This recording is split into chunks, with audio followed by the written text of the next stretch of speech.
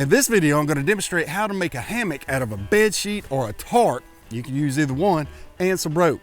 Let's get to it. Now first, you're going to take your length of rope and you're going to make an overhand loop knot, just like that. Now you're going to take your rope around this tree and you're going to pull that dude through there just like that.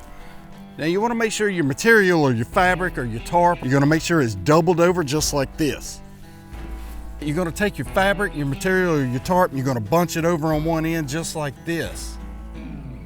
And then you're going to take your string and you're going to run it behind here just like that, and you're going to fold this over just like that.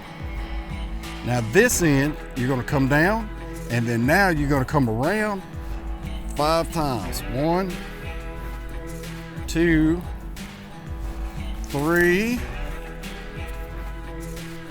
4, 5.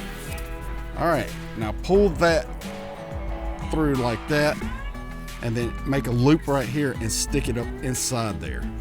Now pull down, and it will cinch down on this.